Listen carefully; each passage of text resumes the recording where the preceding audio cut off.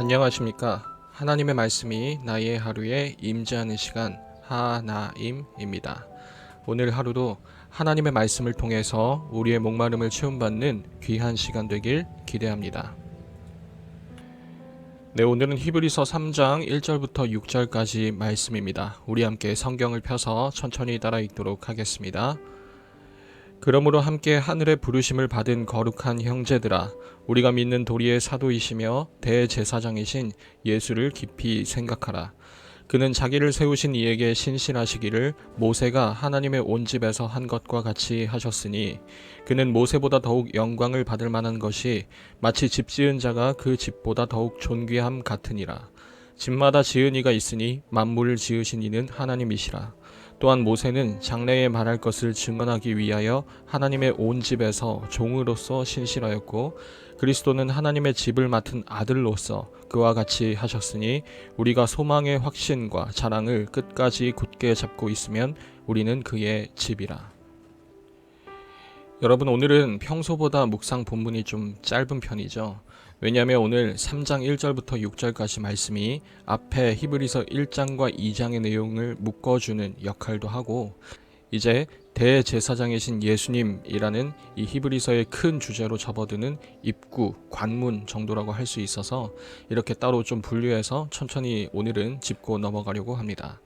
그래서 오늘은 평소에 너무 숨가쁘게 달려왔다 보니까 구체적으로 설명하지 못했던 용어들이나 개념들을 살짝 설명해 가면서 좀 템포를 늦춘 채로 진행을 할 테니까 잘 따라와 주시면 앞으로의 묵상에도 조금 더 도움이 되지 않을까 싶습니다. 여러분, 오늘 3장 1절에 보면 이런 표현이 있어요. 바로 예수님이 우리의 사도이시고 대제사장이시다라는 표현입니다. 우리가 신앙생활을 하다 보면 뭔가 익숙한 듯 하면서도 정확한 뜻은 또 잘 모르는 이 두 단어가 오늘 여기 함께 나오는데요. 먼저 사도는 글자 그대로 그 의미를 해석을 해보면 보내심을 받은 자라는 의미입니다. 여기서 우리가 생각해 보아야 할 점은 그 보냄의 방향성입니다. 바로 하나님으로부터 출발해서 우리에게로 라는 방향이 되겠죠. 이에 반해서 대제사장은 어떻습니까? 여러분, 대제사장은 사람 중에서, 우리 인간 중에서 하나님께로 나아갈 수 있도록 허락된 유일한 한 사람이었습니다. 그것도 1년에 딱 한 번, 대속죄일이라는 그 특정한 날에 베일에 가려진 지성소라는 이 하나님이 계신 곳으로 희생제물의 피를 가지고 하나님께 아주 제한적으로 나아갈 수 있었죠. 여러분, 여기서의 방향성은 오히려 사도 때와는 정반대입니다. 우리에게서 하나님께로가 될 것입니다. 오늘 1절은 그런 우리의 사도이시며 또 동시에 대제사장이신 예수님을 깊이 생각하라고 말합니다.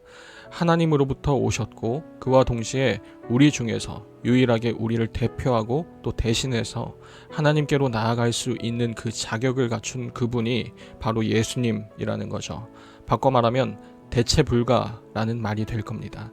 그래서 사도행전에서도 베드로가 사람들 앞에 이렇게 말했었죠.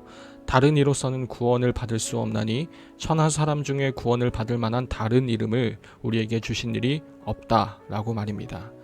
그런 대체 불가능한 예수님을 이제 히브리서는 모세와 비교하기 시작합니다. 여러분, 지금 이 히브리서라는 편지를 받아든 유대인 신자들이 어떤 상황이었는지 잘 떠올려 보시기 바랍니다. 눈앞에 당면한 이 핍박 때문에 예수님을 믿는 그 믿음을 버리고 전통 유대교로 다시 돌아갈까 말까 그렇게 망설이고 있는 상황이었죠. 그 유대교에 있어서 가장 중요한 인물을 한 명 꼽으라면 바로 이 모세가 될 겁니다. 하나님의 백성을 이끈 가장 위대한 선지자였고 또 하나님의 율법을 받아든 하나님의 일꾼이었고 또 장차 오실 메시아의 정체에 대해서도 이 모세와 같은 선지자라는 표현을 쓸 만큼 위대한 인물이었으니까 말입니다.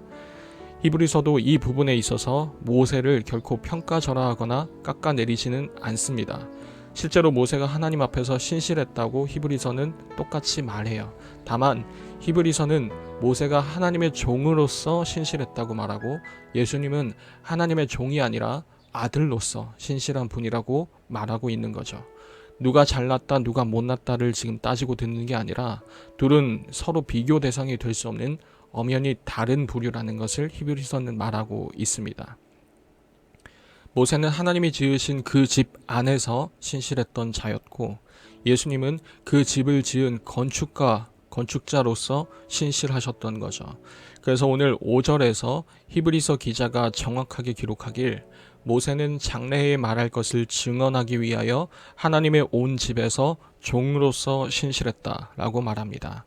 그가 하나님께 충성했던 모든 행적과 그 모든 삶의 목적은 바로 자신 이후에 오실 그 메시아, 즉 예수 그리스도를 증언하고 또 가리키기 위해서였다는 것이죠.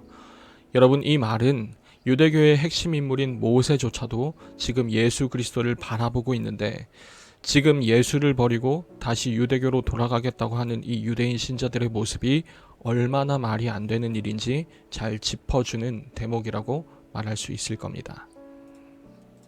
사랑하는 우리 중고등부 여러분, 구약 성경에서 가장 위대한 인물 중 한 명인 이 모세에게 있어서 가장 큰 소원이 무엇이었는지 혹시 아십니까? 모세가 출애굽기에서 한 번은 하나님께 이렇게 강력하게 기도하죠. 주의 영광을 내게 보이소서라고 말입니다. 하지만 하나님은 그것을 거절하십니다. 하나님의 영광을 보는 순간 모세는 그 영광을 감당하지 못하고 죽을 수밖에 없기 때문에 하나님께서는 그 일부분만 보여주십니다.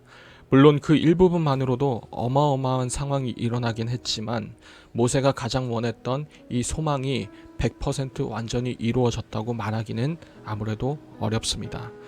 그런데 여러분은 요한복음 1장 14절 말씀을 기억하시나요?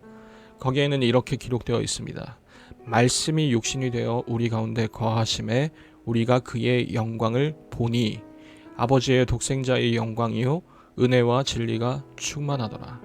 여러분, 너무 무덤덤하게 적어놔서 우리가 아주 얼떨떨할 만큼 그 불가능하기만 했던 일이 갑자기 가능하게 된 것입니다. 하나님의 영광을 볼 수 있게 되었다고 말하고 있는 거예요. 바로 예수님을 통해서 말입니다. 여러분, 그 위대한 모세 역시도 가장 원했던 그 소망이 바로 이 예수 그리스도를 통해서 성취가 된 거죠.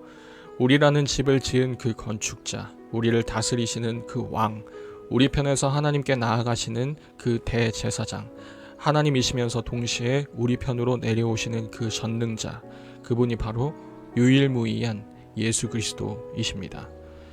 사랑하는 우리 중고등부 여러분, 그래서 우리는 이 예수님을 날마다 깊이 생각할 수 있었으면 좋겠습니다.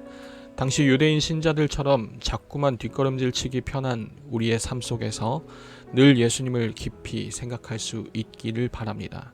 그런 하루를 살아갈 여러분들에게 오늘 히브리서 3장 6절 말씀이 참 위로가 되었으면 좋겠습니다. 우리가 소망의 확신과 자랑을 끝까지 굳게 잡고 있으면 우리는 그의 집이라. 아멘. 매일 저녁 9시 하나님의 말씀이 나의 하루에 임재하는 시간, 오늘은 이것으로 마치도록 하겠습니다. 모두들 평안한 밤 되시기 바랍니다.